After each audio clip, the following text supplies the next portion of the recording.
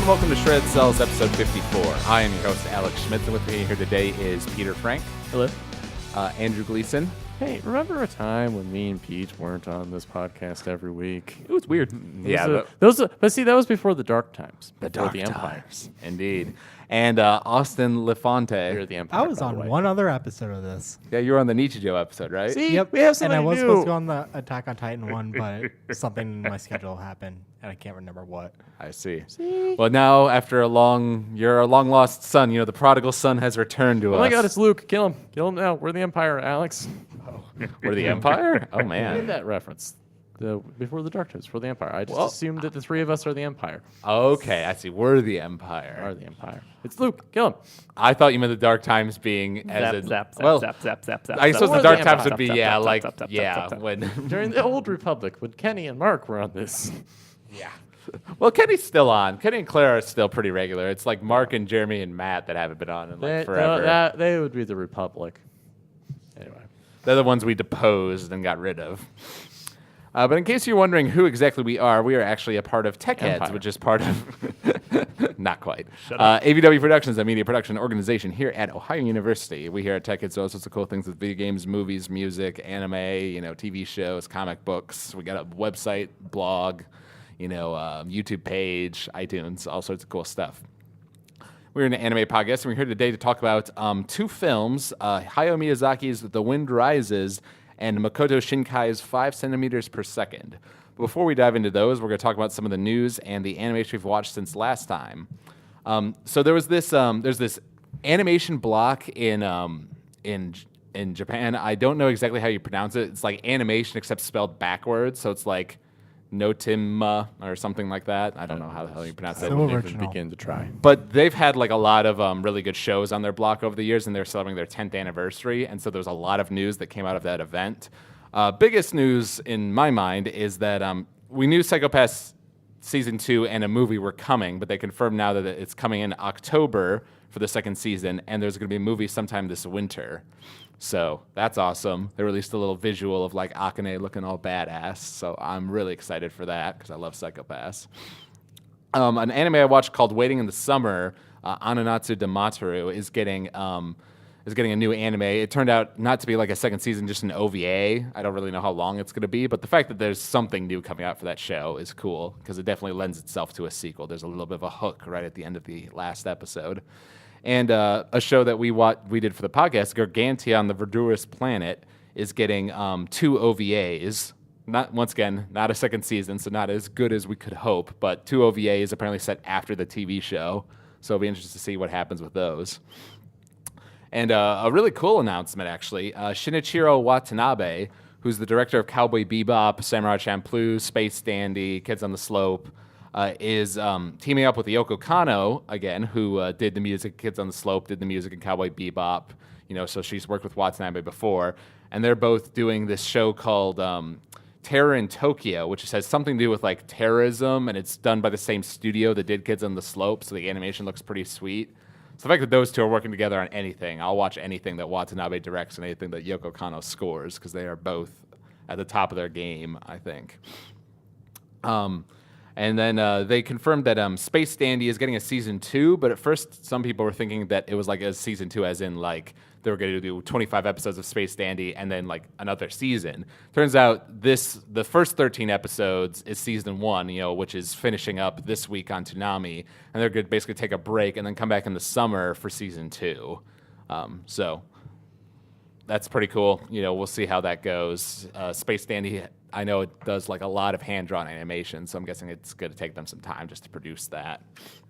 And an anime that I've been watching, one of it was a fall and winter anime called Log Horizon, which is like a video game MMO sort of anime. Like just from reading the description, it looked like an SAO ripoff, and I was really not that excited about it, but I watched it anyways. And it's actually been one of my favorites for the season. Like it's actually a lot smarter than SAO. The animation action is not nearly as good. But the characters are actually pretty interesting, and it gets much more into the plotty stuff. Like whereas SAO has Kirito, who's like a swords master, as the main character. In this one, he's like a mage and strategist So it was like much more tactical and like thinking games, you know, and politics than SAO, which I personally enjoyed a lot. And they confirmed that finished up, you know, in a way that was, you know, sort of ending the conflict that had been building throughout the show, but left a lot open for a sequel. Like, you know, there's a big conflict that's brewing that's going to happen in the near future. And they confirmed that Log Horizon is getting a second season in the fall. So those like me who enjoyed that show have that to look forward to. Another show that finished up called Hamatora, pretty good show, had a nice villain in it, ended with a really, really big cliffhanger, like a ridiculously cliffhanger-y ending, and it said coming soon at the very end. So don't know when more is coming, but supposedly more of that is coming, so we'll look forward to that down the road. And finally, Takeshi Koike, who's the director of the film Redline, a beautifully animated film, has a very unique visual style. He's apparently going to be directing a Loop on the Third movie about Jigen, who's the gun guy in all the Loop on the Third anime stuff. So the fact that he's anything, like if I hear his name attached to anything, I'll watch it because he's really like visually stunning. And I could see him making a really cool gunsmith or gunslinger movie, if that's what this is about. So that's all the news. Like I said, there's a lot this week, but that's all pretty cool. And as far as animation we've watched since last time, I've been watching this show. I've gotten kind of addicted to it. It's called Star Driver. Have any of you guys heard of it? You've talked about it. Yeah. Well, it's I think it's like 2011. A lot of different like Sakuga animators have worked on it. That's actually how I was sort of introduced to it.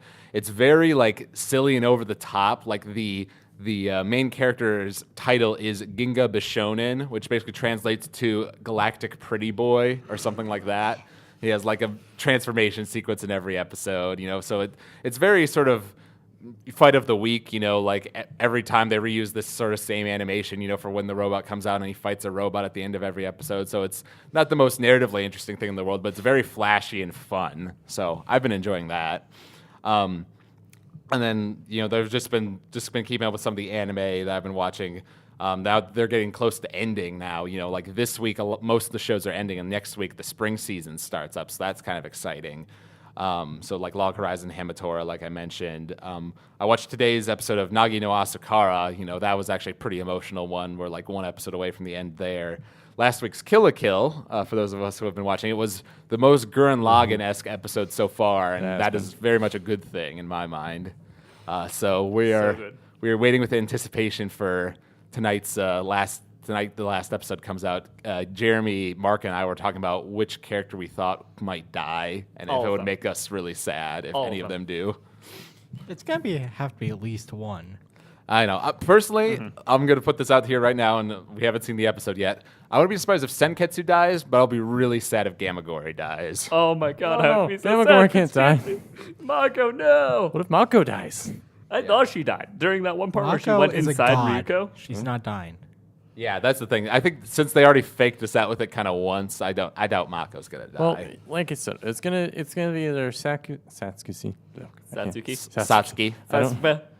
Yes. Satsuki. I don't know why my tongue just stumbled. Or Ryoko. It's really just gonna be one of. I think it's gonna be either one of those two, or like you said, Senketsu. I could see maybe Ryuko dying. I feel like Satsuki's gonna be like the one to be the leader, like building things back up at the end. I think she's gonna live. I think she's gonna live. I think, but between these other two, We could go into this, but I mean, we're going to be doing a podcast on this later on, so let's just wait till then. Yep. Shameless plug. Okay. Yeah, so shameless plug. Hey, one guy who watches this, we're going to do a Kill la Kill episode. So watch Kill la Kill. Spoiler alert. Yeah. I saw one of your friends commented on one of the things, like saying, "Hey, this was good." I have friends. I don't have friends. I'll have to double check. I think it was one of your friends. I don't have friends. I'm not even his friend. I'm not even his friend. On Facebook, we're not even friends. Really? And we're roommates. Why isn't there an enemy thing on Facebook yet? Oh my God, there should be. I would have so many enemies. All of the enemies. All the enemies. But so some other things, you know, I've just been watching. Wizard Barristers, Wake Up Girls. Engaged to the Unidentified actually had its last episode come out today, and that's a show that was like, I didn't expect much from it, but it was actually very sweet, like just a fun comedy with one character who is like has a mental issue, like it's pretty scary actually. How obsessed there's the one character who's obsessed with little sisters, like to a creepy extent, but they played up for comedy like throughout the show. So on the one hand, she's hilarious, and on the other hand, it's horribly scary. So that's just great. That's a thing. Yeah, that's the thing. So yeah, everything I've been watching has been good. Maggie, or Magi, however you want to pronounce it, had a really good episode. We're one away from the finale there, but this one character who I've been waiting to see for like the whole second half of the season finally showed up, and that was awesome. So that's what I've been watching. Peter, how about you? Kill la Kill, and been watching Bob's Burgers. That's an animation. But today we've been watching a lot of Star Wars: The Clone Wars, and the one that got made by the gentleman who made Powerpuff Girls and Samurai Jack. Genndy Tartakovsky. Yeah, I showed them. I have I'll the let DVDs. him talk about that because he can talk more about that. Yes, I can. I have the DVDs in both volumes of what he did. And me and our other roommate, Ryan, we recently started watching the latest Clone Wars show, the Right. 3D one, on Netflix, which I'm like 8 episodes in right now. Of the first season? Of the first season. Okay. I will say I've heard that the first season is the worst season. Like it's a little rough. Yeah, I hear it grows the beard after season 1. Yeah. But If you don't know that term, go to TV Tropes because that is where he got it, and he's just like showing off how much. And time he TV spends Tropes on is TV just an Tropes. awesome show. and TV Tropes is awesome. Sure. So Or, it ruins sorry, your Site. It ruins your vocabulary is what it does. And your Yes. life. But mostly vocabulary. Anyway, so I show but in order to give context to a lot of the things that were going on in the Clone Wars, I was like, well, you kind of have to watch the 2D one because, that's where they introduced Asajj and Grievous before they nerfed Grievous. He was so awesome in that show. Yeah. In the 2D Well, one. and he does some cool stuff in the 3D show too. He does, but he's so nerfed, especially by episode 3. And anyway, that's the point. So that's what we've been watching. So I showed them that today, and it's just so awesome. I bought a Nerf gun He bought a for Nerf gun. Humans vs. Zombies. That's not an animation, but That's a thing. That's It's a news thing. on his life. This is the closest to a Facebook account any of us give Well, a the crap theme about. is So Hotline Miami, and that's Yeah. a video game, and that released a tech head, so it could relate to us by that because yeah. we're in a That's a lot of degrees of separation, though. Anyway, Yeah. what else? We watched Kill la Kill, and I feel like I watched something else. Oh yeah, I should mention South Park. when you South Park. when you guys eventually catch up with Samurai Flamenco. It's We're marathoning that soon. oh yeah, the last episode is actually comes out today, so I'm looking forward to seeing that because how Too bad it it's concludes everything will be very interesting. Too bad it's being eclipsed by the awesome that is Kill la Kill, Well, yeah, I mean everything's being eclipsed All by of Kill the la Kill. awesome. Let's be frank. which just has all of the awesome right now. So I'm just gonna let that go. Okay. Have fun. So that's it for you, Peter. Yeah, that's all I got. Anything for you, Andrew, besides what you just mentioned? I don't think so. All right, fair enough. Austin, how about yourself? I guess for you, it's just anything you've been watching like last month or so. In the semester that I've been gone, Kill la Kill and the Persona 4 animation, just because, even though I never played the game. Oh, so are you actually caught up with Kill la Kill? No, I'm still on. I'm on episode 12 right now, which is why we can't talk about it see. unless I leave the room. Yeah, Because- well, we won't spoil anything here. Yeah, I've been busy with a lot of stuff because of Charles and Major. Actually, I want to say something to the one person who's talking. One person who is listening to this podcast. If you are by chance a high school junior and a senior, and you're trying to figure out your major, please don't go with journalism. It sucks out your life. There you go, advice from a college student. Mark actually was in the same boat as you, like on like episode 12 or so for the longest time, and he's finally starting to catch up now. He did like a marathon of it. So I could do it marathons, gets around like episode 14 or so, like from there on, like that's where the show really started picking up for me, as it started getting to like this main plot. So there's some good stuff ahead of you. Don't worry about that. Well, the last episode I ended on was Goi, or however you pronounce her name, admitting that she killed Ryako's father. Oh yeah. That was the Oh yeah, last- that girl. Yeah. Yeah, that episode. Okay, apparently something happens to her. Oh, things happen. Lots of Yeah. things happen. That episode really makes you hate her. They do a good job with making you loathe that character. The couturier. Yes, Grand Couture. Yeah, it's Couture. something- Couturier. Is that Cout- how it's pronounced? Basically, couture is like fashion that is so ridiculous that it's not actually fashion. It's sort of like high fashion where it's supposed to just make you look ridiculous in the end. That makes a lot of sense given her costumes. Yes, it does. The mom's costumes. All right. So let's go ahead and move into the two main topics for this week. We're going to start with the film The Wind Rises, Hayao Miyazaki's most recent and unfortunately last film. Can we put air quotes on that? I mean, we could, but I don't know. I am inclined to believe that he's actually serious about this one, given how much publicity and press there has been about it. But he can prove us wrong. I'm going to deny it because I want it to be wrong.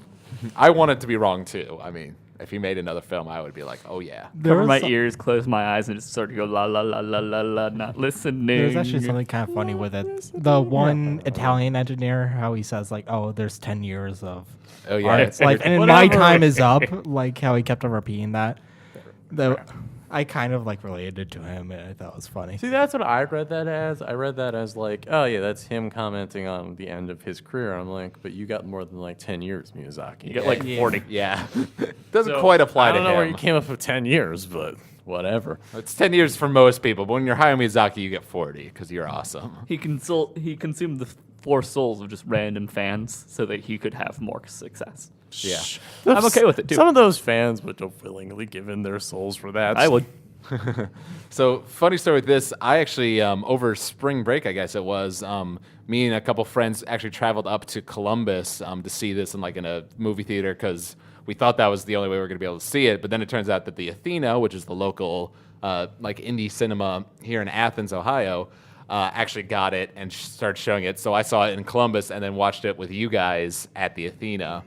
And it was definitely worth getting a second viewing of it just because I was able to notice so many more details in the animation than I did the first time. Oh man, it was so worth it. I'm so sad that this is his last film because it's like, man, you're like the best ever. But this film is actually adapted from a manga of the same name, The Wind Rises, that Miyazaki wrote in 2009. Which itself is loosely based on a 1937 short story by Tatsuo Hori. I'm probably not pronouncing that right, but whatever. So, that book was like a fictionalized biography of Jiro Horikoshi, who's the main character of the film. So it's based on a book that was loosely based on a person's life, like a fictionalized biography of a person's life, which was the basis for this manga that he wrote, which was the basis for this movie. So there's several degrees of separation there. So there's a lot of, I believe as far as historical accuracy goes, the stuff about him designing the airplane is actually relatively accurate, but all the stuff about his personal life, he didn't have a lover like he does in this movie, who was sick and all that stuff. That was all made up for the purpose Dramatization. Basically, which I'm fine with. It was still a very nice love story. Yes, and this Jiro Horikoshi guy is known for designing the Mitsubishi A5M and A6M, also known as the Zero, which was his most famous plane. It was actually one that both were used in the war, the Zero in particular, as a kamikaze plane. So there's some sort of latent controversy surrounding the subject to begin with. But I will say something I actually kind of found very interesting about the film is the fact that, Hayao Miyazaki does not really, what do you want to call it, glorify the war of Japan in this movie. They point out how backwards they are, and how stupid of an idea this is, to begin with. Yeah, it's often said in the movie, Japan will burn. Yeah, Japan will blow up. It's what the world will burn. It's what the German guy says. Germany will blow up, Japan will blow up. Which I thought was kind of a cool scene because they really, you would think that a film about Jiro Horikoshi would be about him designing the Zero and the war that happens, and takes his plane and all that. But the war only really comes in at the very end, which is an interesting choice, but one I actually appreciated. It's sort of a looming shadow the entire time. He's even slightly bothered that he's making these things as weapons when he really just wants to make beautiful airplanes. Right. Which is another, when it comes to the historical accuracy thing, apparently the real Jiro Horikoshi knew full well that he was making, planes of war, so he didn't have any sort of qualms with that. And it's not like it, because I heard some, before I saw the film, I heard some reviews that were bashing it, for that, that it wasn't historically accurate or whatever, glorifying whatever. But it really doesn't focus too much on him being completely naive, like he realizes that they're being used for war. It's not like he doesn't understand that. He's just like Ignoring it, kind of. He just wishes it wasn't true, and he says he just wants to build beautiful airplanes, which I think, it's romanticizing his character probably a bit more, than he was in real life. Maybe he was a bit more cynical, but I know it makes his character more interesting, I feel like. And all of us here saw the dub of the film, except for Peter, who saw it subbed and dubbed. But I will say, and I guess I can't say since I haven't seen the sub, but I definitely would approve of the dub because they did a really good job with it. Joseph Gordon-Levitt in particular, I think, does a really good job as Jiro. Yes. I would agree full-heartedly. The dub is very good, and it allows you to really see the art of the movie, which is absolutely gorgeous. I recommend that you see the dub at least once. There were only a few moments where I actually noticed a difference between lines. Often it was a direct translation of what you would have seen in subtitles, and the delivery was very good as well. There were a few moments where I was bothered by changes or I felt like the changes lessened it, but they were few and far between. What's an example of one? I'm just curious. There's such little things, to be honest. I think they changed what happened.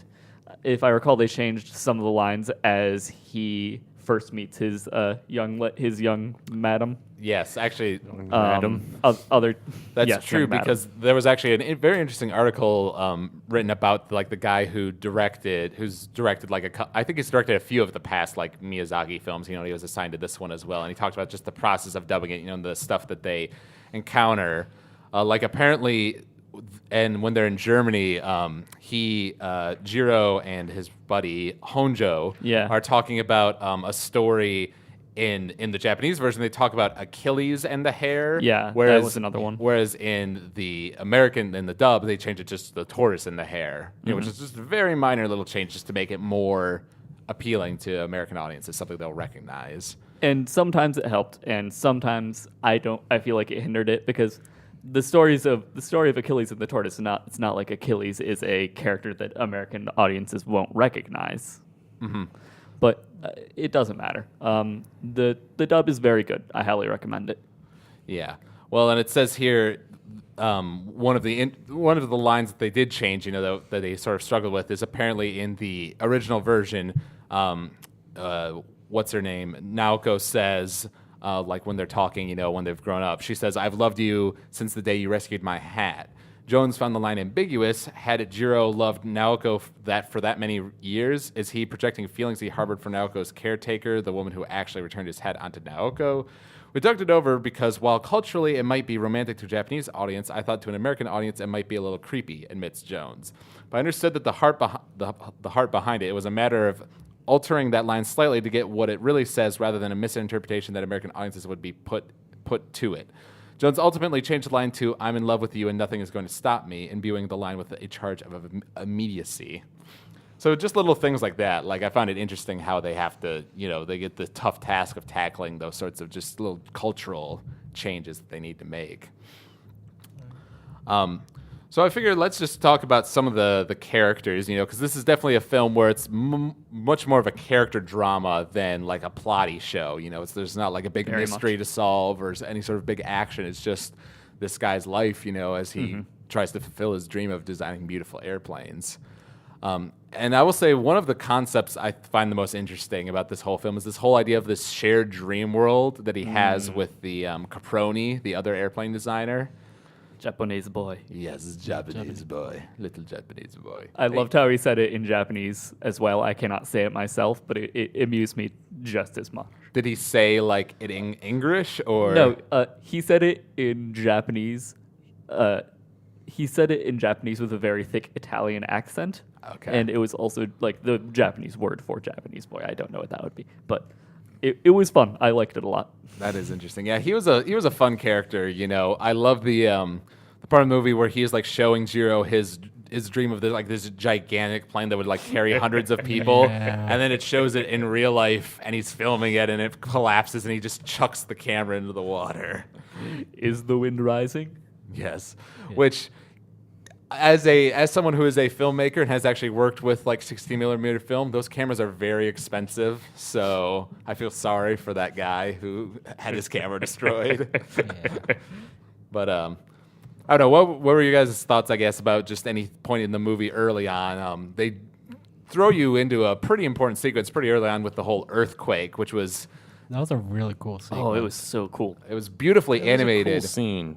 Um, I don't know. At first I thought it was going to be another dream, and I was about ready to be very Yeah. angry because I'm like, oh my god, if I have to sit through a third dream sequence in a row, I'm like, spend some time in reality, please. And then it turned out to be real. I'm like, oh, well, that was weird, but sure. I thought it was a dream as well because the very first scene is this crazy dream with like these grotesque, fantastic bombers where the bombs are undulating masses. it of looked a evil. lot like Howl's Moving Castle. It to really me. does. It really shines through right there, and I really like that scene. And I thought again the earthquake was another dream sequence. And I was like, is this what the movie's going to be? This crazy dream world idea of what flying and airplane engineering is. But no, I loved the way the earthquake scene looked. It was fantastic. One interesting little thing about this movie, because overall it's pretty, like grounded in reality, I suppose. Most of the time, there are these dream sequences and stuff.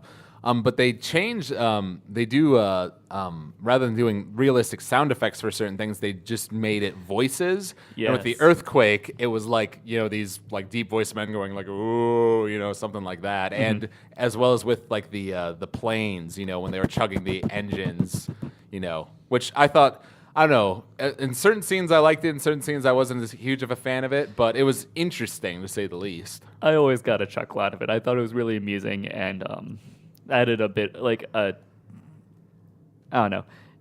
It really separated the film from other films. For Yeah, me. it made it more unique. I think That's fair the to way say. what I want to say. All the aftershock noise, the ooh thing was pretty weird. A little bit. And I think I remember it too, where like it was in a dream world like where it was snowing, and there was like a train and a plane like blew up, and the parts were like falling down, and each time like a part hit the snow, it was like a pooh, sort of like noise. Oh yeah. So I don't know. All that was interesting. And well, apparently one line that they changed, like once again from the Japanese to the English, that I actually do sort of like is in the train after Naoko catches his hat. In the English version, she quotes the poem. I gotta remember it. It's gonna bother me. The wind is rising. We must try to live. She quotes that like in the original French or something like that. And then he like says it back to her. And apparently that wasn't the original Japanese version, but I actually kind of like that they imbue that in the film that early on.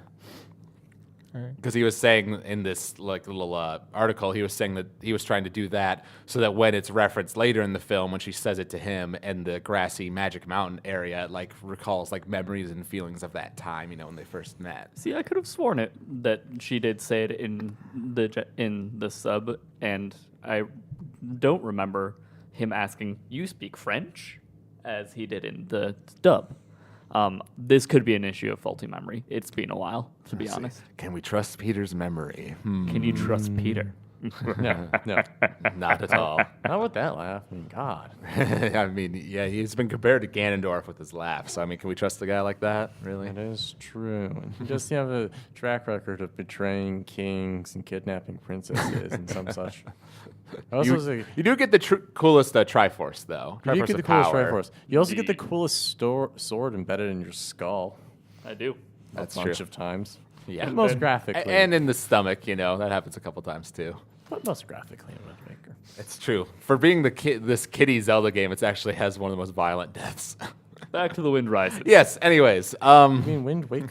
What do you guys think of Honjo as a character, his best friend sort of character? I loved him. He was, Yeah. I related to him. He's a fun character because he's the biggest problem I have with Jiro is that he doesn't show a lot of emotion outside of planes are really cool. And then he falls in love, and that's a pretty big character moment for him and his emotions. But outside of that, like until way later in the film, when he does start to fall in love, he doesn't have a huge range of emotions early on. And his friend there was like the emotional base who was always complaining and freaking out about things and going, yeah, now I got to go to Germany now and listen to all these, Kraut Germans complain and tell us how we could do our jobs and blah, blah, blah, blah, blah. They And can I slap- just smoke so much. Yeah. They can slap wings on a heater and it'll fly. I like that line. Yeah. Well, I will say Honjo definitely seems to be a bit more like, whereas Jiro is very idealistic. He's a bit more cynical. Like he wants to design planes, but he pretty much said like, we're being, if Japan wanted to, they could feed like all of these starving children, but instead they're putting that money towards like building these airplanes. They're paying us a lot of money to do that, and I'm going to take advantage of it for as long as it lasts or something to that effect. So, he's into this, for the engineering craft of it, but also for the money, There was also one point, which was a line I really liked, because there was one point where I was getting really annoyed with Jiro's ambition. It was like, oh, look at him, Jiro, the guy who's going to change the future of Japanese aviation. Mm-hmm. I'm kind of paraphrasing that, but yeah. And plus, his friend had like a family earlier because he got married pretty early. Yeah, right before they went to Germany. He said he was getting married. It was actually, yeah, I guess that was before they went to Germany, wasn't it? You can't work hard at work if you don't have a family to neglect at home. It's true. See, that's a paraphrasation of a line that he said. Yeah. It is. That's what he really meant. That's what he meant, huh? Totally what he meant.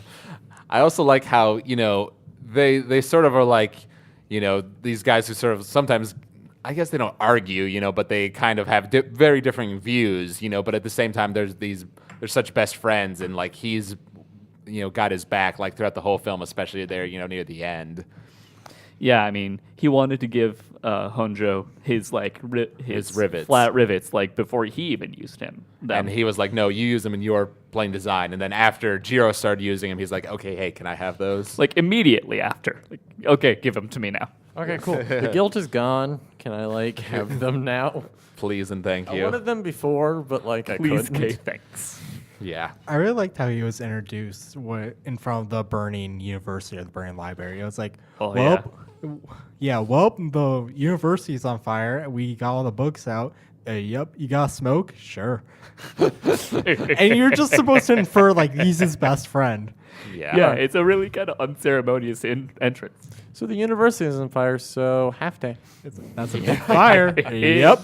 Yeah. We got all these books out. I mean, they're old as shit and not useful, but... And just something that you mentioned, I kind of like how this film just shows these people smoking all the time like it's no big deal. It's just... It was the 30s. I know, Yeah, and I like it because it's probably... It's accurate. It's accurate. It is accurate. It's just the 20s and 30s. Apparently, Japan in particular was like kind of bad about it. Well, everybody. I mean, God, they used to hand it out to school children. Yeah, because I loved it in the one scene. I think it was like whether they're in Germany. He's like, give me a smoke. He's like, I'm out, and he goes and digs out like a half smoked one and like lights it up again. Like he's so addicted. It's horrible. But. Cigarettes were this like weird focus because even like the Nazi spy guy was like, German tobacco. It's like, yeah, I'm using Japanese, but that's nice. Yeah. Well, I think back in the day, it was really just sort of like a social like norm, It was just a conversation starter, a politeness sort of thing. It's just an interesting way to tap into a time period from so long ago. I definitely feel like. Another one of my favorite characters is, oh God, what is his name? His boss, the guy with the hair. The hair. Yes. God. Is it bad that Kurokawa, that was it. Is it bad that I thought he kind of looked like an older version of Levi from Attack on Titan? I could see that actually. Yeah, I can see that.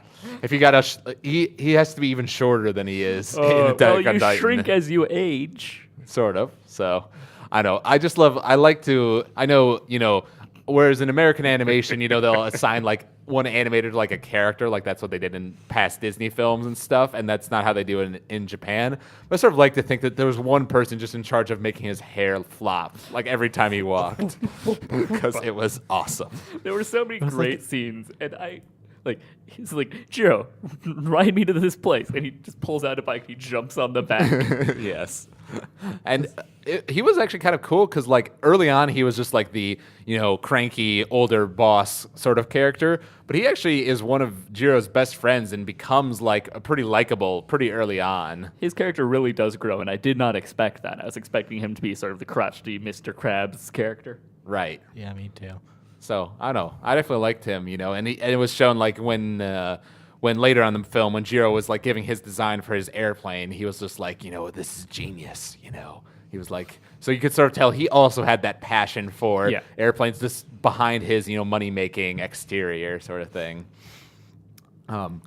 And just the visual thing I really liked about this film was how, like, when Jiro was like, working with his designs, like imagining what like the airplane would be like, it would like imagine it in his mind, like seeing the airplane like going, and you might see like, a certain part of the wing and see that part like collapse and the whole plane, bursts apart. So it's like he's imagining in his mind like how the physics of the plane work, with his pencil-y design. I thought that was just a nice visual aesthetic. And of course, those sequences are really beautiful because they just make the planes burst apart in such detail. One of my favorite things was one of his last planes that was destroyed. You don't get to see it destroyed until he goes on vacation. Oh, right. But you see like the wreckage of it in a warehouse at one point. It very strongly reminds me of the wreckage of the robot from Castle in the Sky. Just splayed out and scarred, and I liked that imagery. Yeah, I feel like that was definitely sort of an homage to his previous works. There's actually a very cool homage that my friend Matt pointed out to me that I didn't quite get. But have any of you guys here besides me seen Porco Rosso? No. It's this other film that's really focused. It's like more World War I era airplanes, but it's a good film. Definitely, I think they have it at the library, so definitely give it a watch. But there's a sequence in that movie where Porco, the main character, has this dream sequence where he's seeing like all of his friends like flying up into the sky, like past the point where he can fly, and they join like these. You just see thousands of airplanes in the sky like going past, and sort of implied to be like this graveyard for airplanes, like they're going to heaven or something like that. At the very end of the film, the last dream sequence, you see those Zero fighters going by, and they go up into the sky like with these thousands upon thousands of airplanes, which are sort of implied to be like all of the fighters who died in the war. So that's cool. Yeah, there's a cool callback there to that kind of part of his filmmaking career.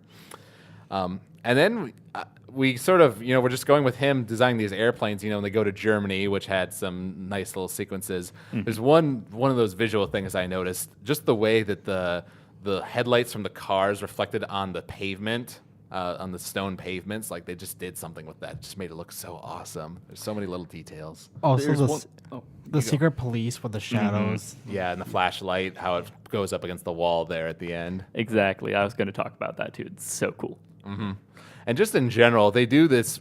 Just the attention to detail is disgusting in this film. I love it. How there's a shadow cast on Jiro's eyes, like because of his glasses. Like you just see it moving, as he moves, and like if you look when it's like angled, you can see like his eye where it's like distorted through the glass, and then his eye like that's not being covered by the glasses, and they actually make the distinction there, and the light plays on his glasses and like moves as he moves. I was gonna say something about the like 4-eye or whatever kind of thing. That was a really cool part. Yeah, so just in general, they did it. Their animators did a really good job with that. As well as near the beginning of the movie, I think with like that whole earthquake scene, like there's so many people like in those mass crowd shots. Oh yeah. So to animate all that must have been a pain, but they made it happen. So when we get to the point in the movie where he has this, his airplane design, that he's been like working for this whole time, basically fails, and he gets sent off to the magic mountain sort of thing. One thing I will say about the film, and it's not necessarily a critique, just an observation, they frequently jump around in time and or location and don't explain themselves until later. Because like near the beginning of the film, like you're in Tokyo and the earthquake's happening, and then it's like he and Honjo are walking down the street, and like he says like it's been 2 years, or something like that, and they're talking about how Tokyo has been rebuilding.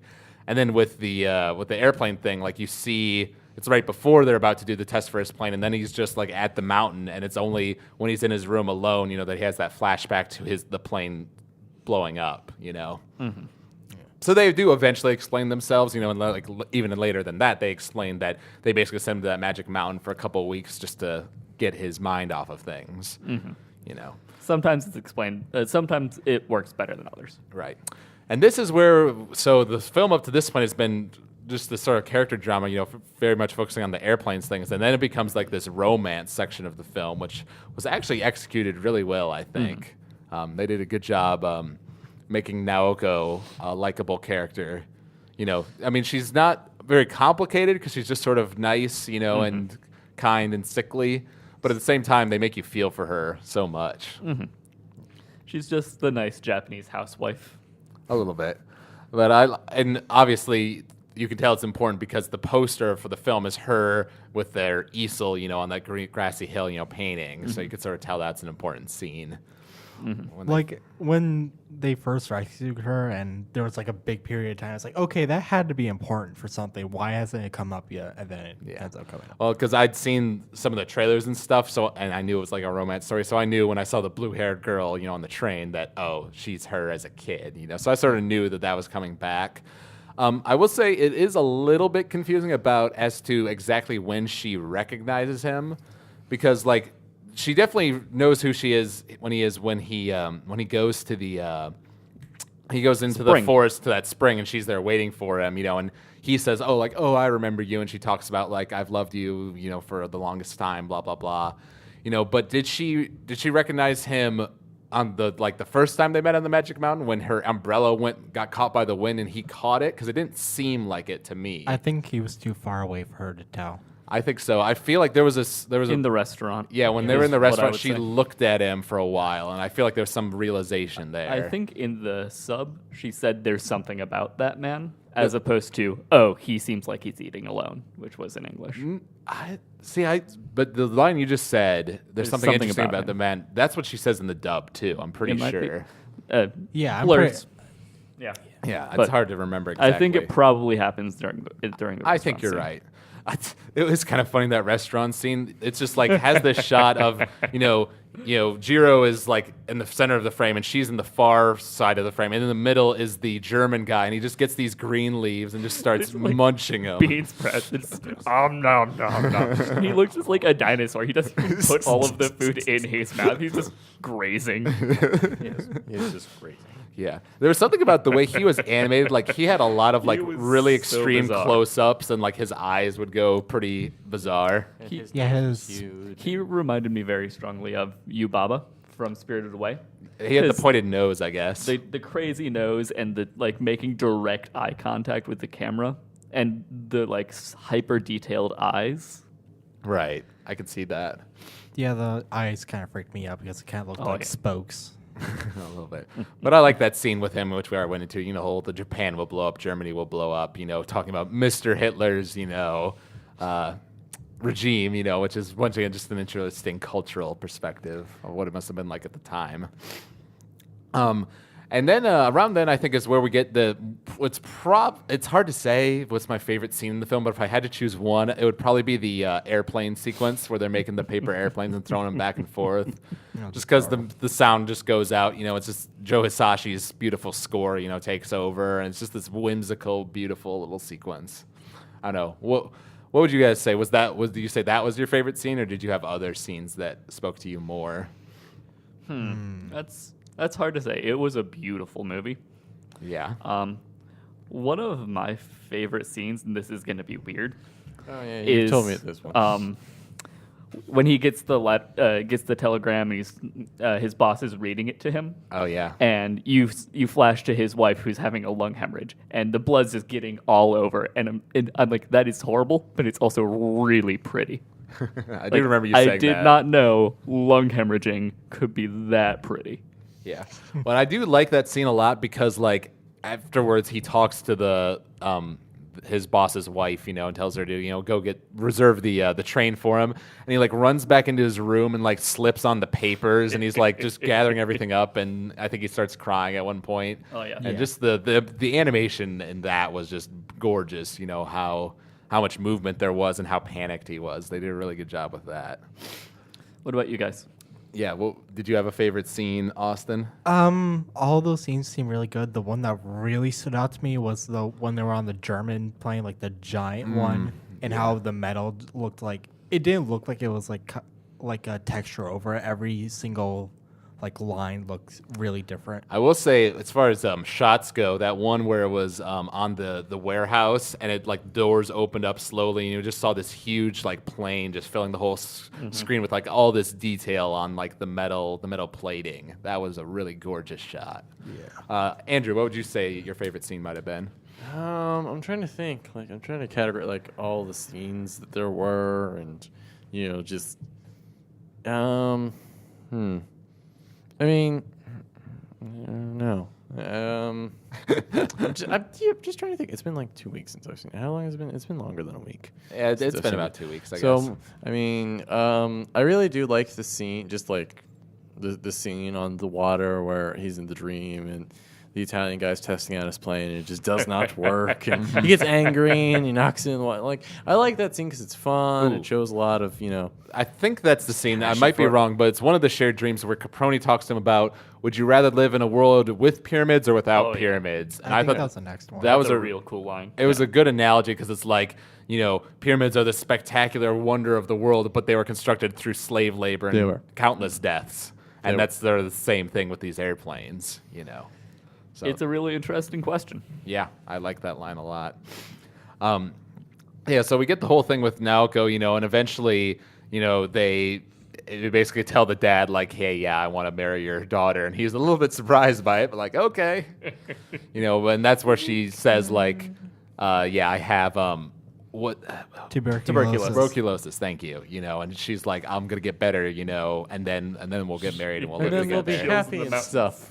Yes. And then they put her in the mountains in that awful infirmary that's literally is the worst. And we look at each other, and I'm like, I don't think that's how that works. And that's not how that works. That's not how that works. Wait, Yeah. you mean you have tuberculosis?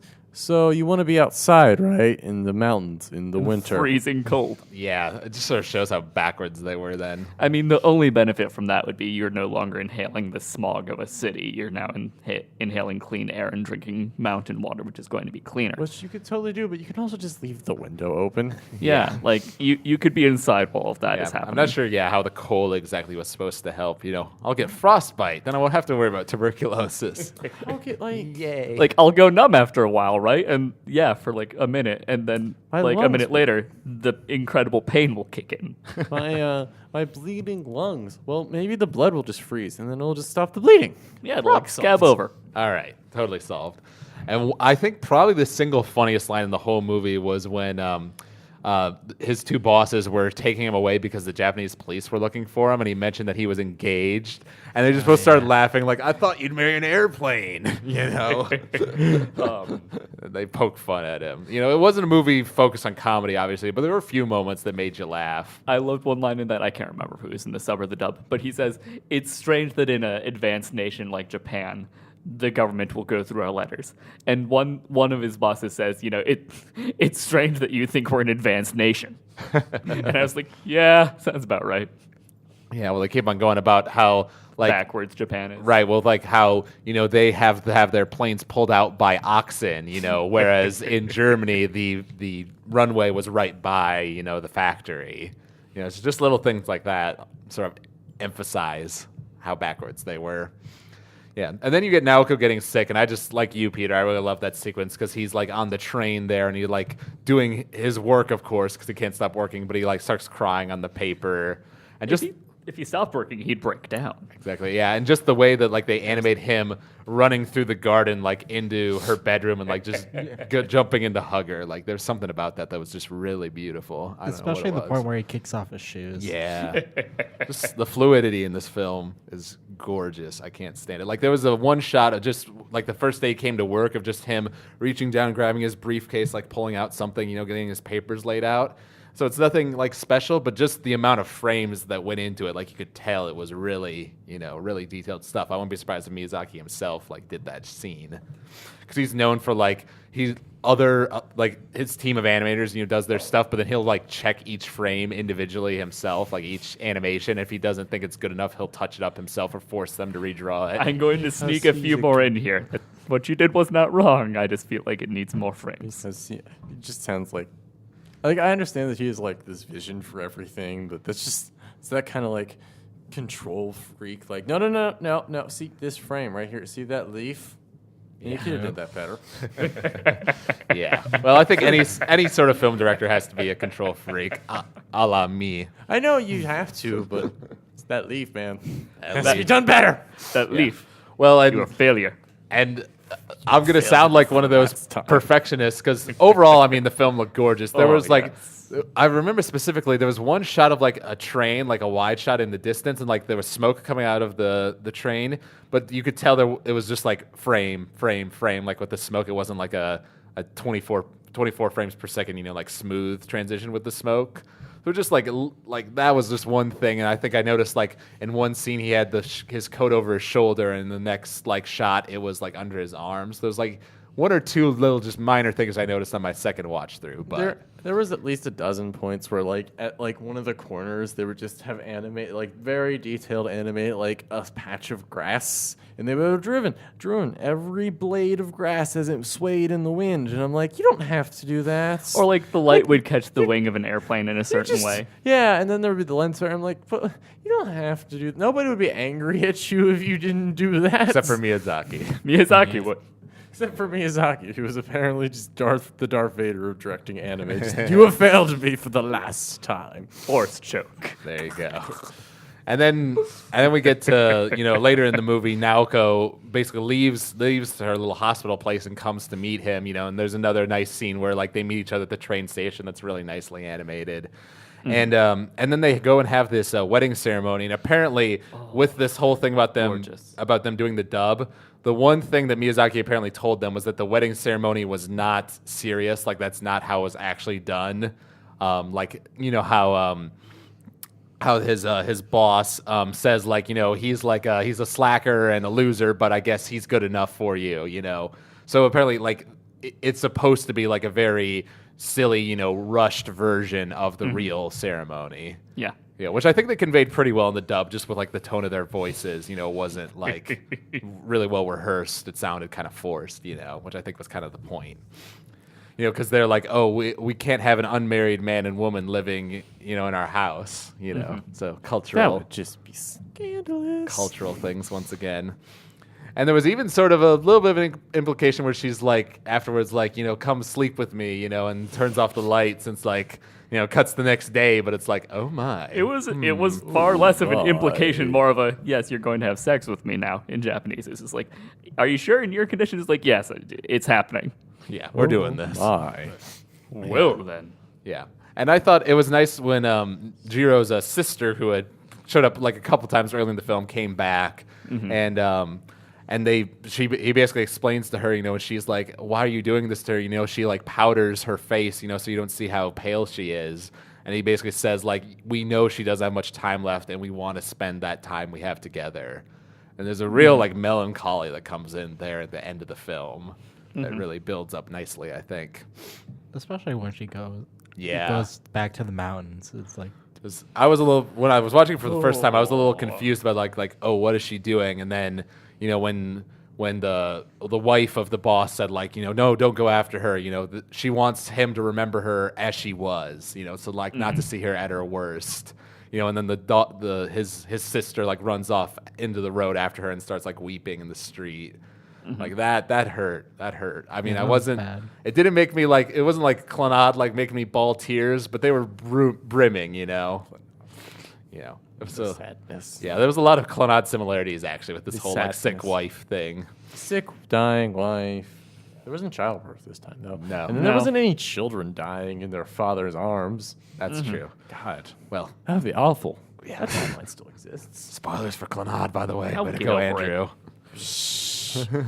But I really also like. There's a probably another candidate for one of my favorite scenes is near the end of the film when he's like in the final stages of his design for his airplane, and she's just like, hold my hand, and he it's talking about like how I would win an award, for best one-handed like airplane designer.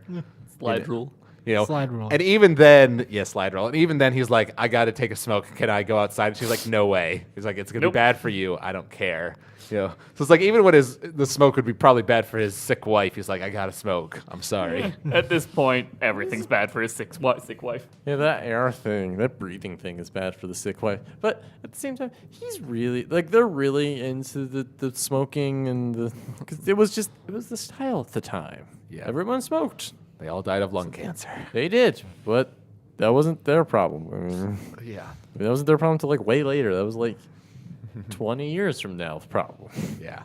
So I don't know, just the way that they have Naoko leaving and then like simultaneously cutting with that is him testing his plane, and it goes beautifully and everyone's celebrating, and then he the wind passes by and I guess he looks off like towards the mountains, and it's sort of, implied that he can sort of sense something of her leaving or whatever. And And then we cut to the very last scene, in the dream sequence again with Caproni. He's talking about, did you enjoy your 10 years in the sun, Japanese boy? And it's sort of interesting in that, like, at that point, obviously, like, the war has happened and, like, actually it's over because Caproni said that's what happens when you lose a war.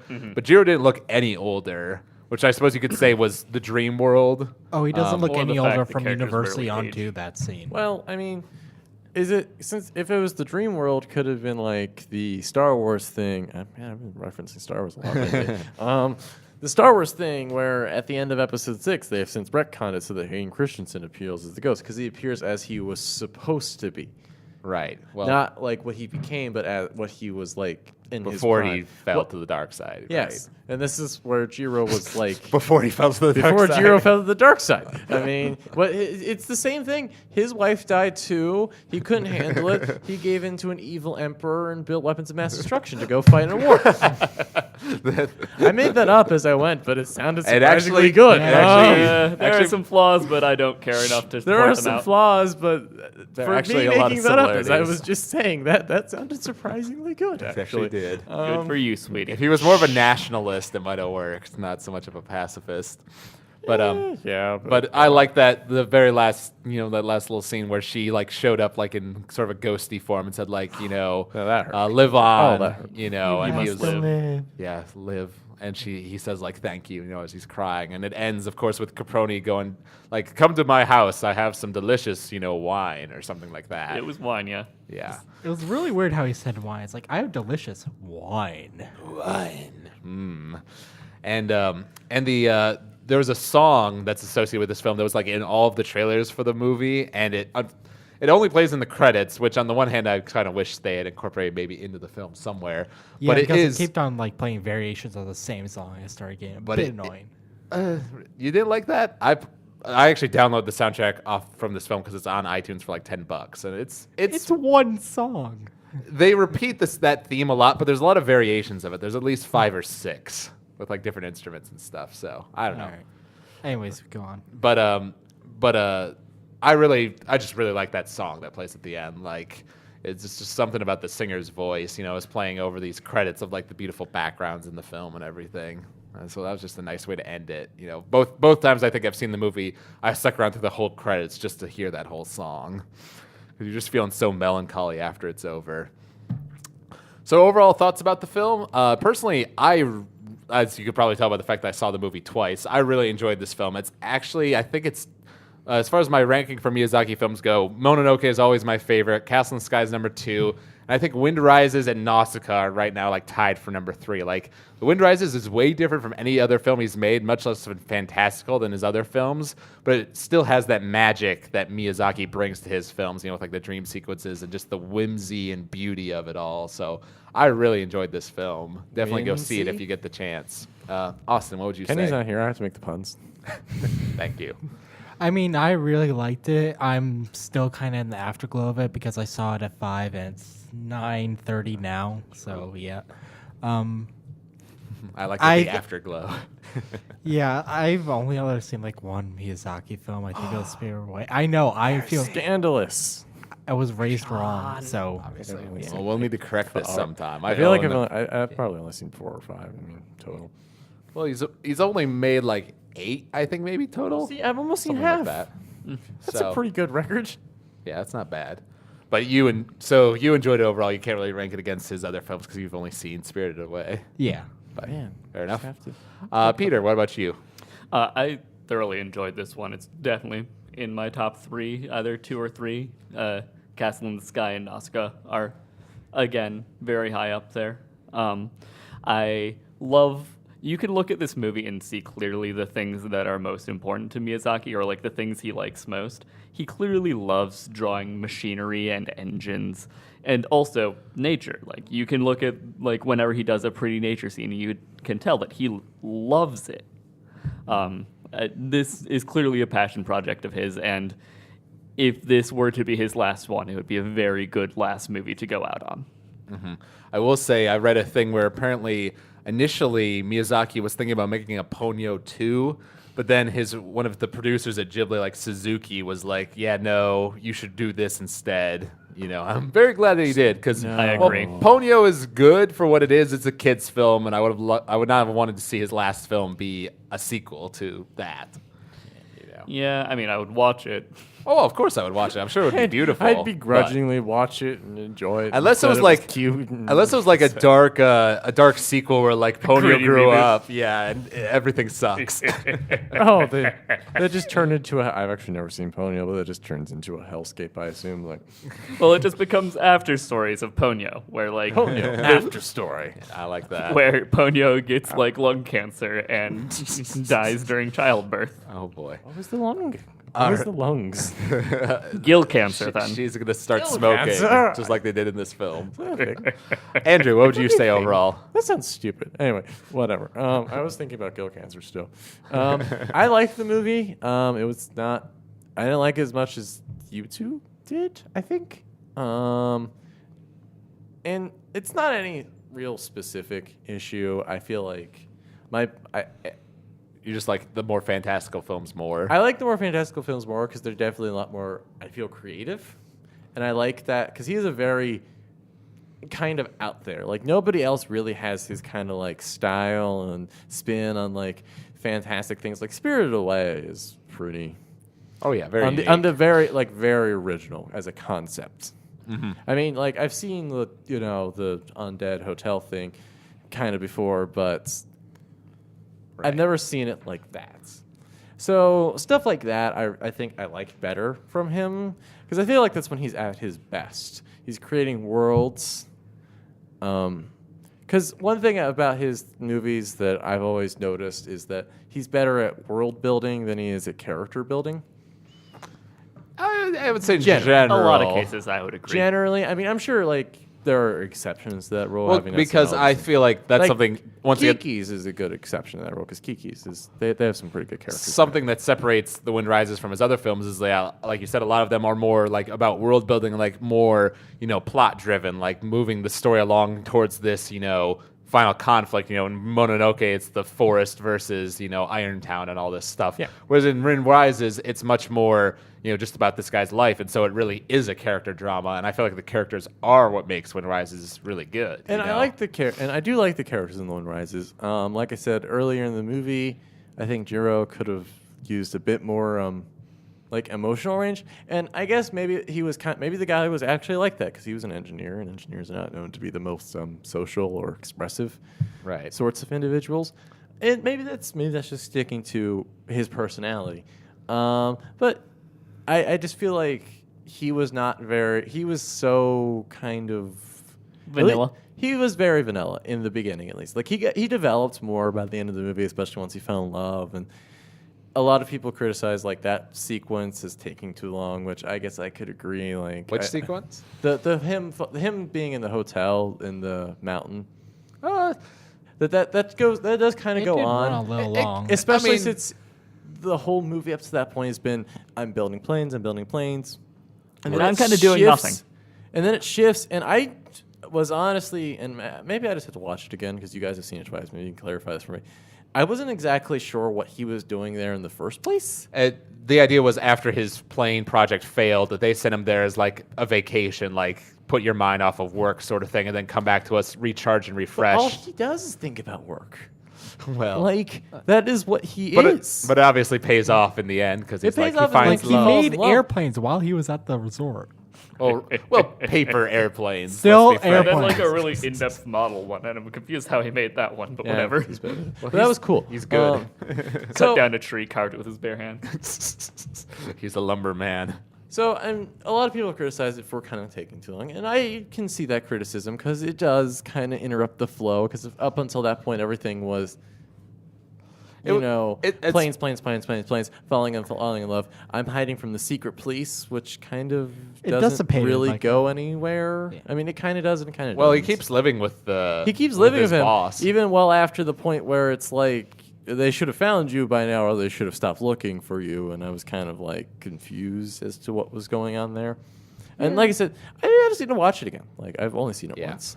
I will say, personally, I didn't have a problem with the romance sequence, up in the Magic Mountain, just because, like, You know, it really like for a if we thought of The Wind Rises as a romance film, which I don't think it is at its core, but it has a very strong romance element. So they actually don't spend like that much screen time together.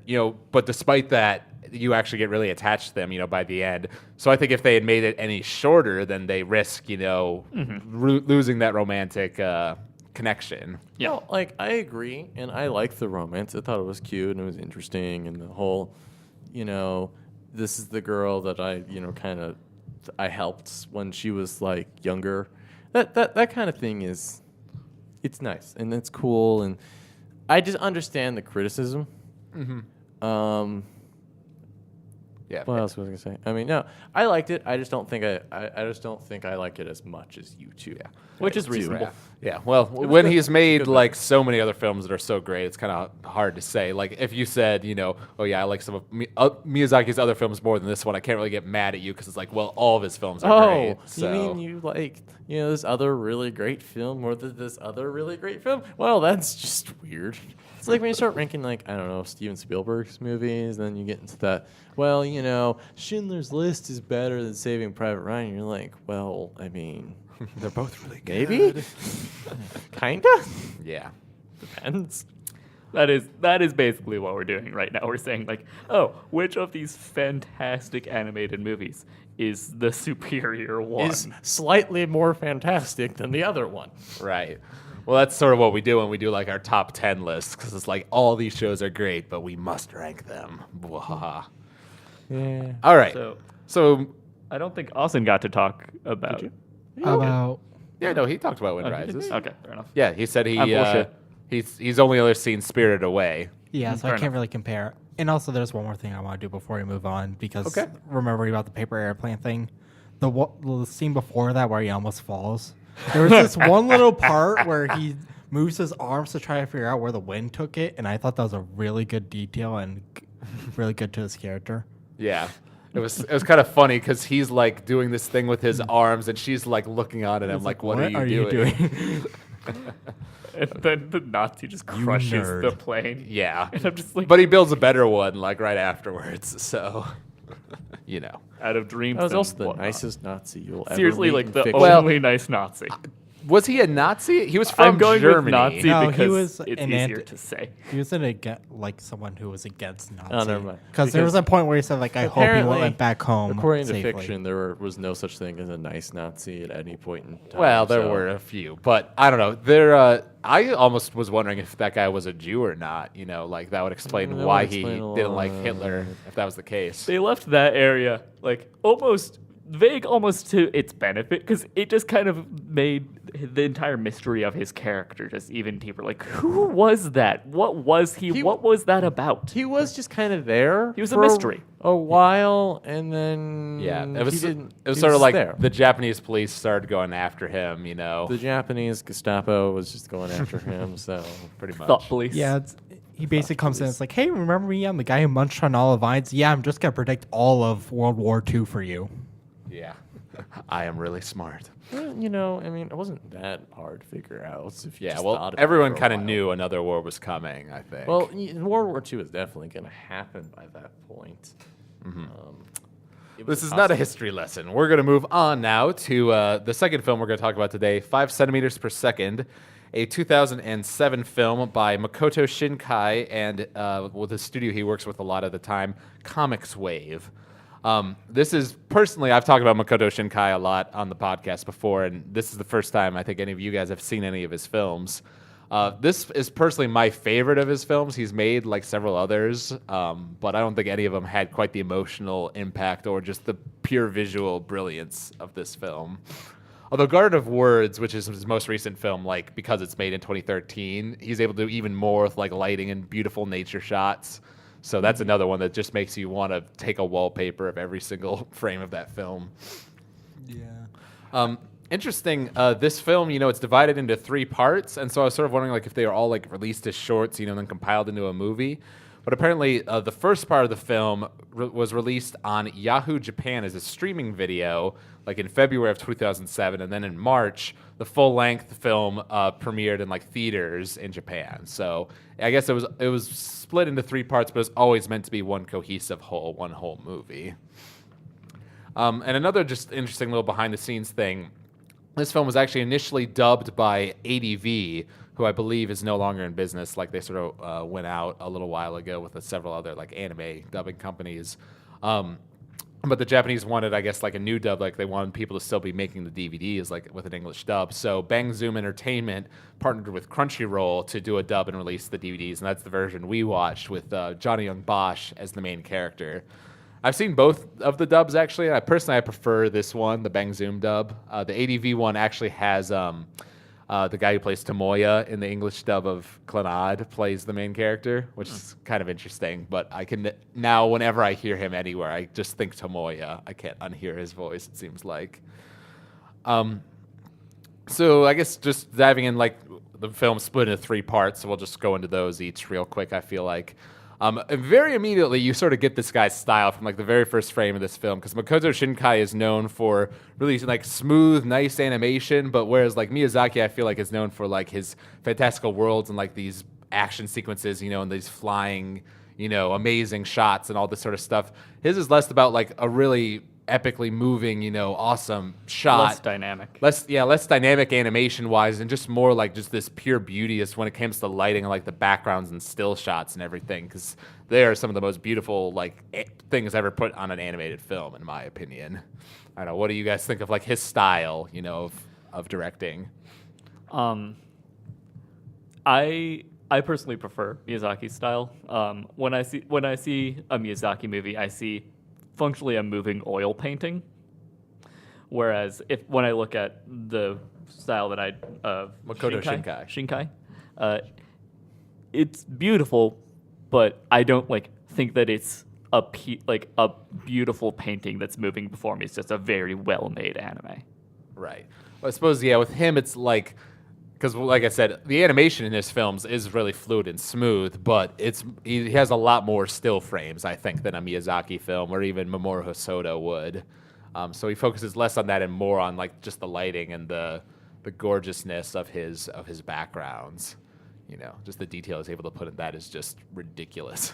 Yeah, he's able to slow down a lot of things, which really works for this kind of movie. Like even the rocket launch was slowed down just by coming back.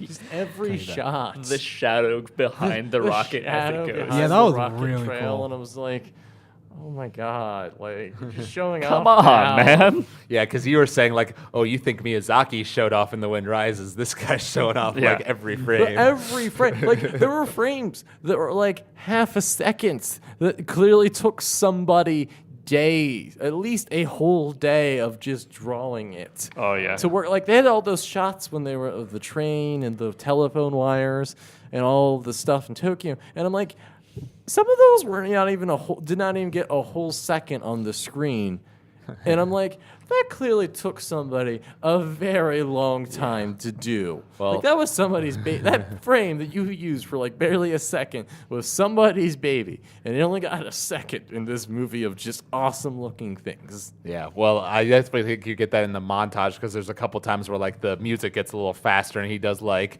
you know, like 10 cuts in like 3 seconds, you know, so you just see like these beautiful backgrounds just going one after the other.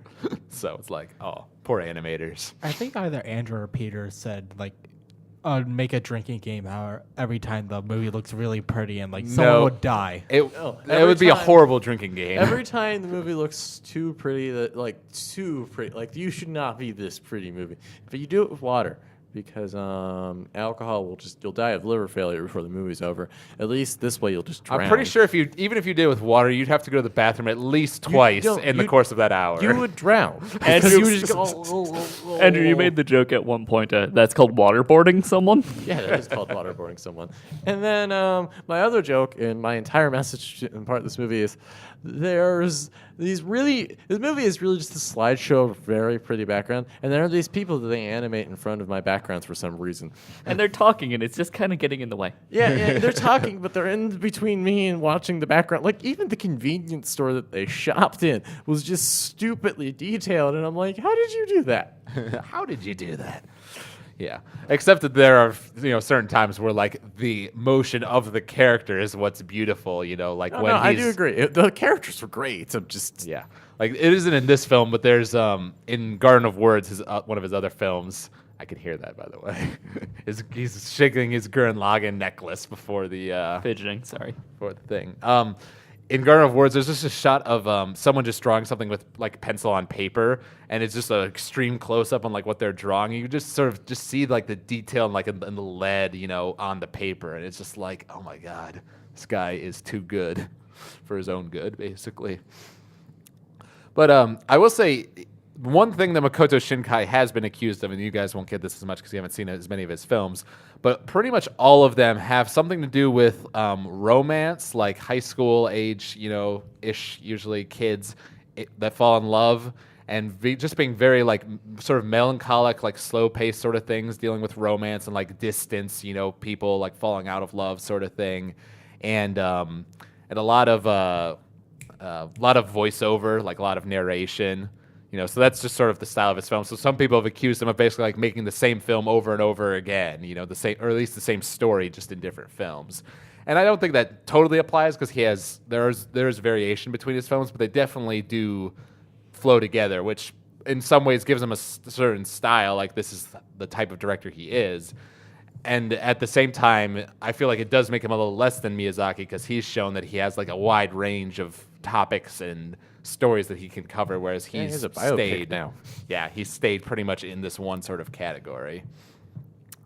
Because the first time I was watching this film, I was actually getting kind of frustrated by the constant narration because they talk about in my film classes sometimes that narration can definitely be used as like a crutch, for proper storytelling. What was there was a quote actually about that where, but some people take that very far as there should never be narration because if you're like narrating, you're doing it wrong. Or Well, like, what was the quote? There's a big storytelling philosophy, especially with filmmaking, is show don't tell, and narration is pretty much telling pretty directly. Look, I mean you can debate that all day, but I can't remember. Yeah, I know you're right. There is the show don't tell thing, which is like a very you can show instead of tell. That's generally better. But it's not. I don't think it's always as cut and dry as some people like to pretend it is. Yeah, and as I watched the movie, and I've seen it several times now, and this is one of my favorite anime films ever.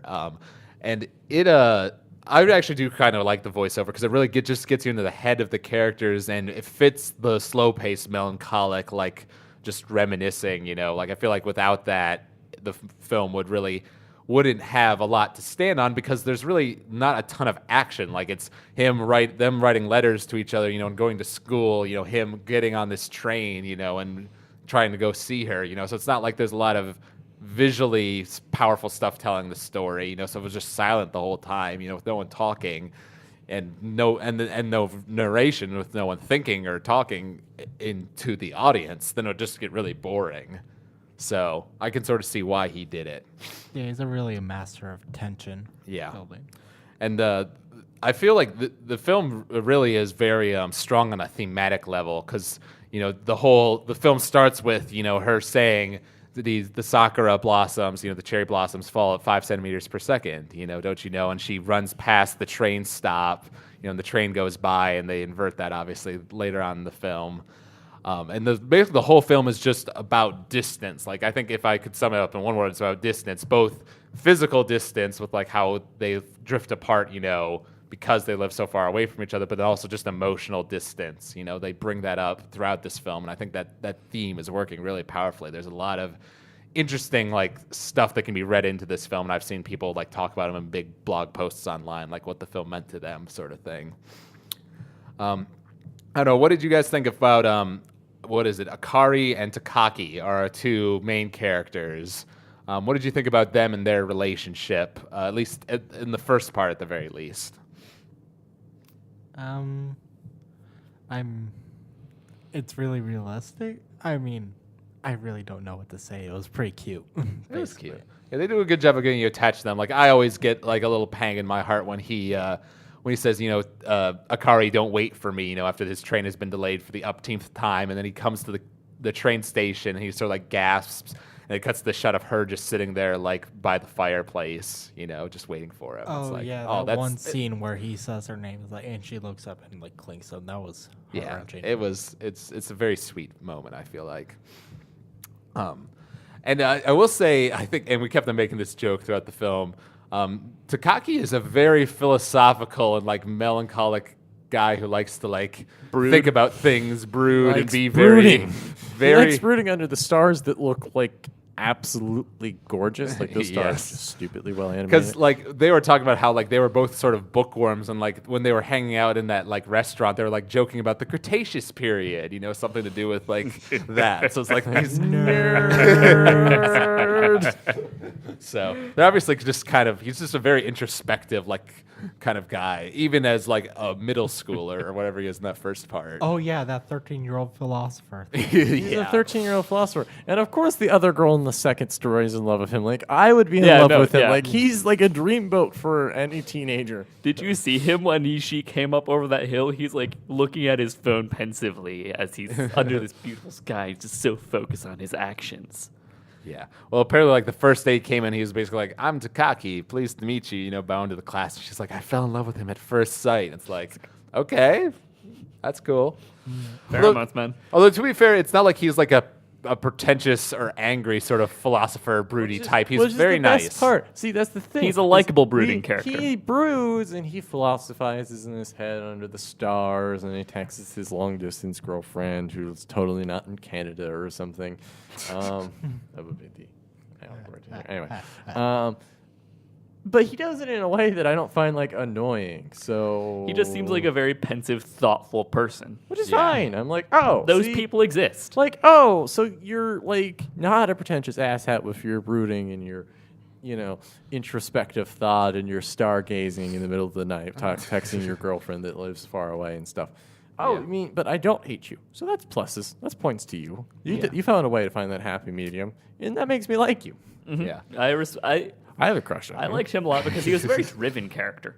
Who was that? Yeah. Like he wanted to get to a point in life where he could be happy with his girlfriend. Right. And that never happened. But he was goal oriented, and he seemed like he really could. Like you wanted him to achieve that goal. Yeah, they definitely make you want to do it. It is interesting. I feel like because as driven as he is, it's sort of shown in that montage at the end, which I really love. Excuse me. That at a certain point in time, they just stop sending the letters to each other. Like it's not really said like that one of them did it. It just sort of just happened over time. They just sort of drifted apart. When he says like I'm making these text messages to whom I don't send them to anyone. This is like if he was really proactive, he could probably like find out her number and like text her like do these things. But he's not that driven, or at least not bold enough to do that. I guess I you don't could know say. if it's. I mean, is it about boldness, or is it about that's just not going to work, and that's just I don't want it to break, because then that's going to cause so many problems between us when that just falls apart inevitably. I guess. But if that was the case, I feel like he probably should have gotten over the girl a lot earlier than he did, because as it turns out, he carries it with him into adulthood. Very far. Yeah, into that it. was pretty weird. At like the first end of the first segment, it's like, oh, we'll never be together, and I accept that. And like, it's like okay, and then you bring it on throughout the rest of your life. Right. Well, I don't think he accepted it but he definitely did say, "I knew we'd never be together. Our hearts so close and yet so far." Something like that. More philosophizing. It's like this bird flies gorgeously through the sky. But I kind of like that though, because it basically tells you right there, like, yeah, no, these two are never going to be together. It's not going to happen for just very realistic reasons, and maybe also emotional reasons, like they're not mature enough to deal with this sort of long distance relationship.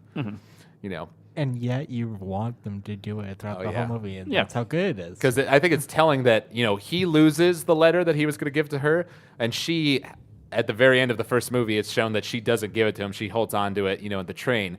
I think you can read that in two ways. Either A, you interpret it like that, because how he said, after they kissed, like, I understood everything there was in the world, and I thought that everything, like, came to a stop, blah, blah, blah.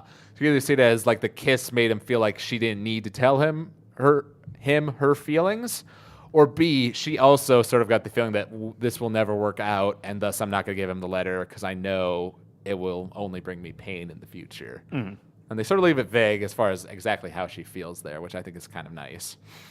And then the second part, which we already talked about, that's the part of the movie I think that has the most like nature shots, like these beautiful grassy things and the sea, and with her surfboarding, which is just gorgeous. There's so Yeah, many. that was more or less the segment. It's like, hey, we kind of need a place to go from here to his adult life, so we're just gonna put this in with a lot of pretty shots. Yeah, well, and it was because he moved to that area, and I don't know where that is in Japan, but the point was it was kind of far out, so probably more in the country. I looked it up. It's like one of the outlying islands. Oh, that makes sense. I will say, just a thing, like, there's a thing where, like, apparently Walt Disney back in the day was, like, a huge fan of trains, and, like, there's a lot of trains in his movies. He loved animating trains. Apparently, John Lasseter is big into cars. Hayao Miyazaki loves planes, so he makes a lot of movies with flying things. So, like, it seems like these animators have, like, these modes of transportation that they really fall in love with.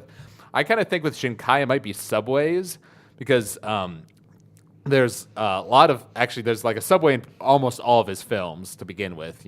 They show up a lot, which is partly because they're set in real world Japan, and there's lots of subways in Japan, I feel like. But I think he includes them way too often for them not to be it, given that the first part of 5 centimeters per second is probably half of it is on that subway. So he obviously likes that as a locale. Yeah. So I just think that's an interesting thing about him as a director. And what did you guys think of the girl we meet in the second half? Kanai is her name. Oh, I liked her.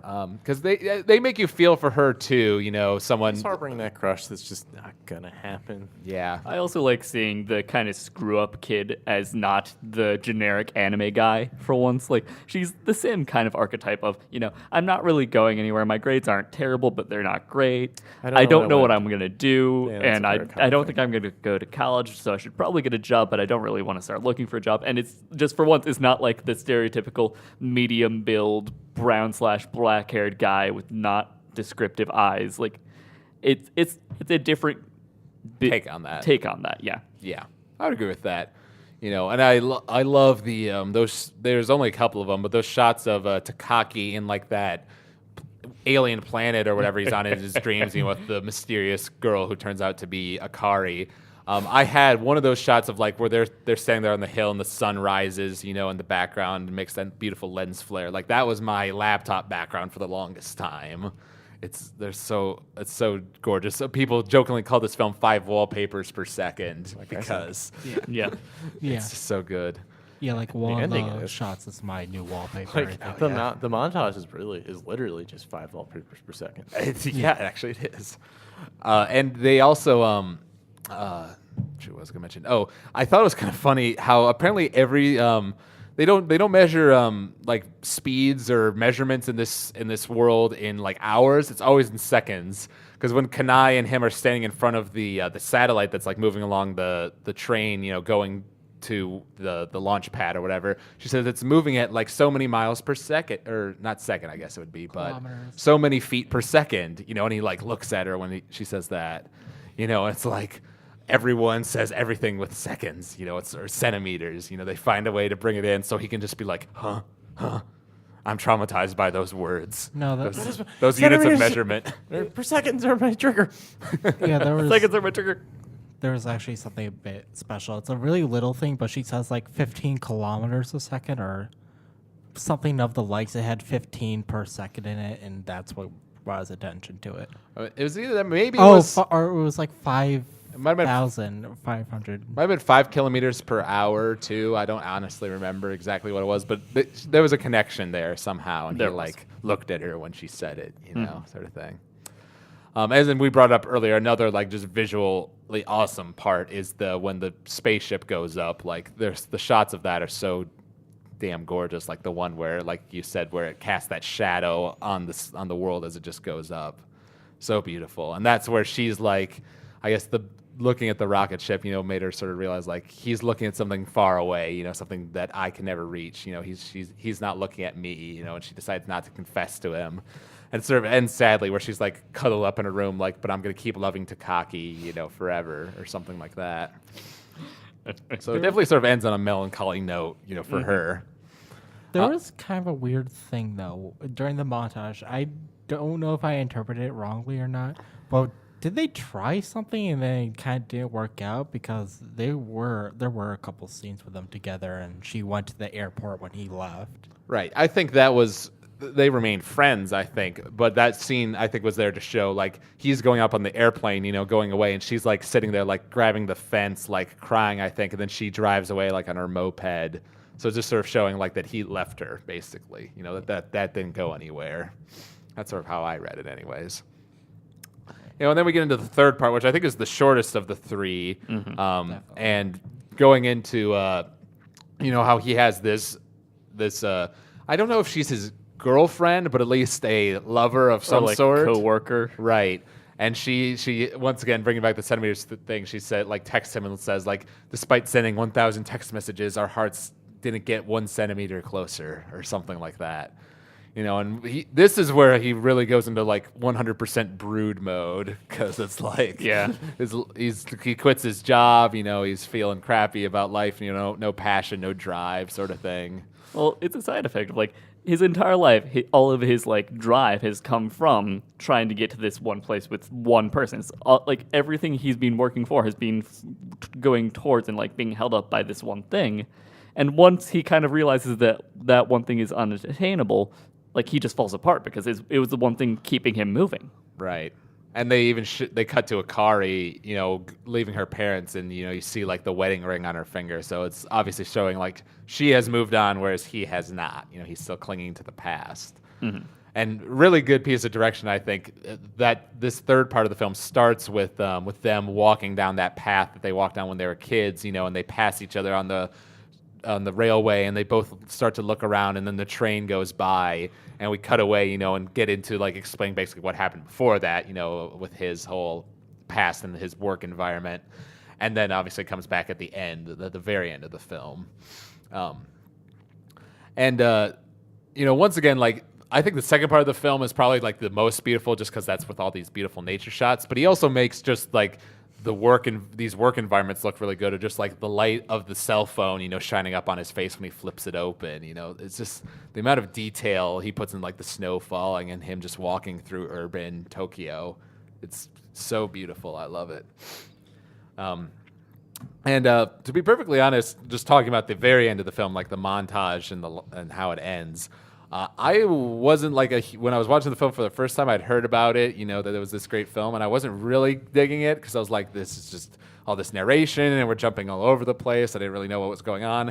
And we got the montage, and it really just sort of tied everything together for me, like what this film was really about, this just sort of drifting apart, and one of my favorite things about it is that it's not like, she went off and had an affair with a boy and they, got into all this drama, blah, blah, blah. It's more like just an infinite number of small little things that accumulated over time, and they just sort of drifted apart. It's not like there was a single reason as to why.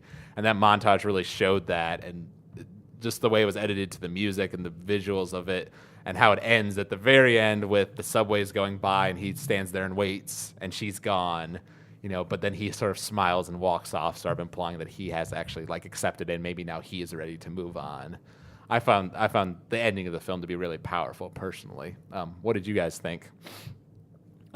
Personally, the ending, I actually wasn't a huge fan of the montage. If I were to watch it again, that might change just because I'm bad at taking in things moving that quickly.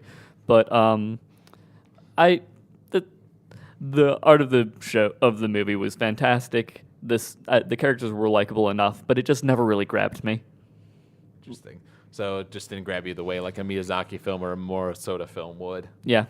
It was still very good. It's just like that's not one that I'd be like, oh, I want to rewatch that on like a night alone. Well, it's not a fun movie. It's pretty melancholic and more of a thinking movie, a romance movie. There are a lot of movies that are melancholy that I'd be like, oh, I want to watch that again because I'm in the mood for that. Mm-hmm. I look at that movie and I'm like, oh, I'm glad I did that. I feel like I'm done with it though. I see. What would you say, Austin? Two things. One that was that the montage really kind of, I don't know, it really confused me when I first watched it because it was a pretty clear movie. movie up until that point where it was just trying to sum up and it went way too fast. I see. So that's why I kind of have to watch it again, even though I had to go through the heartbreak again. All the heartbreak. And being someone who's in a long distance relationship right now, it kind of hits home with that. Oh, The yeah. whole drifting part. So I'm going to try not have that. happen. Let's not do that. Yeah. Maybe I like the end so much because I'm a film student. I was just like, okay, that's some damn good editing going on there. Because I don't know who's the editor on this film, but they did a good job with that. Andrew, what would you say about the ending? The ending, I think I liked it. I mean, I kind of liked it. The song was cool. The animation was. Granted, it was them recycling most of the awesome things that they've already drawn, but I can't be angry at them because the things they've drawn were so awesome. So, I think my biggest problem is it's not like a definitive end. And I understand that maybe that's what they were going for. It's just like this, whirlwind of like emotion. Like I don't know what to do, and I'm thinking back on all this. But I'm like, it does not provide any real resolution to either of the conflicts that were set up.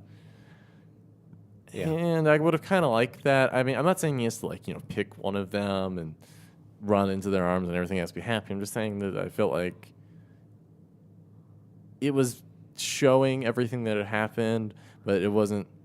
And I guess he was kind of supposed to be like getting over her, I think. Yeah, that's how. I mean, which is, y- I it- guess, you're- the closest to resolution we're going to get, which is fine, but I feel like that could have been clearer. your criticism is not an uncommon one. I have seen some people online say the ending of the film is too ambiguous, too sort of left up to interpretation, and it depends on which type of ending you like.